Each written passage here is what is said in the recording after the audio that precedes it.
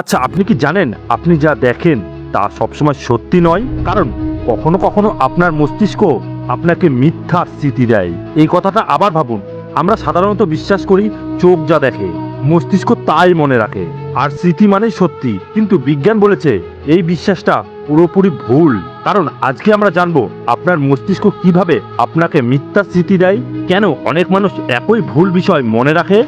সে জানবো একা থাকলে নিজের সাথে নিজে কথা বলা এটা কি কোনো পাগলামি?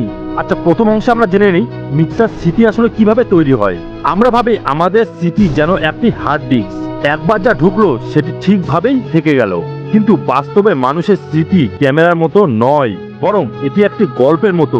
প্রতিবার আপনি যখন কোনো পুরনো ঘটনাকে মনে করেন, আপনার মস্তিষ্ক সেই স্মৃতিটাকে নতুন করে গঠন করে, আর এই প্রক্রিয়াতে ঢুকে পড়ে ভুল তথ্য, অন্যের কথা বলা, এমনকি কল্পনাও। এই ঘটনাকে মনোবিজ্ঞান বলা হয় মিথ্যা স্মৃতির প্রবণতা।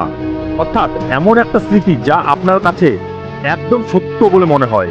ভয় পাওয়ার কারণ নেই, এটা কোনো মানসিক রোগ নয়, এটি মানুষের মস্তিষ্কের স্বাভাবিক সীমাবদ্ধতা। এবার দ্বিতীয় অংশটা জেনে নেই সবাই একসাথে ভুল মনে করে কেন। এখন প্রশ্ন আসতেই পারে, একজন মানুষ ভুল মনে করতেই পারে, কিন্তু লক্ষ লক্ষ মানুষ একসাথে একই ভুল মনে করে কেন? এখানে আসে ম্যান্ডেলা প্রভাব। অনেক মানুষ দৃঢ়ভাবে বিশ্বাস করে লেনস ম্যান্ডেলা নাকি বহু বছর আগে জেলখানায় মারা গিয়েছিলেন, কিন্তু বাস্তবে তিনি মারা যান 2013 সালে। তাহলে এতগুলো মানুষের স্মৃতি একসাথে ভুল হলো কিভাবে? কারণ মানুষের মস্তিষ্ক অন্য মানুষের স্মৃতির উপরে ভর করে। আচ্ছা, আরো ভালো করে বাংলাতে উদাহরণ দেই। অনেকের মনে আছে ছোটবেলায় তারা কোনো সিনেমার একটি নির্দিষ্ট সংলাপ শুনেছে, কিন্তু পরে দেখা যায় সেই সংলাপটা সিনেমাতে ছিলই না। আবার কোনো একটি বিজ্ঞাপনের বাক্য যেটা সবাই নিশ্চিত জানে, কিন্তু বাস্তবে সেই বাক্যের কখনো ব্যবহারই হয়নি। বারবার একই ভুল তথ্য শুনলে মস্তিষ্ক ধরে নেয় সবাই যদি বলে তা নিশ্চয়ই সত্য। এভাবেই তৈরি হয় সমগঠিত মিথ্যা স্মৃতি। এবার চলে আসে তৃতীয় অংশে, একাই থাকলে নিজের সাথে কথা বললে এটা কি কোনো পাগলামি নাকি বুদ্ধিমত্তা? আপনিও লক্ষ্য করবেন অনেক সময় আপনি যখন একাই থাকেন তখন দেখবেন নিজের সাথে কথা বলছেন।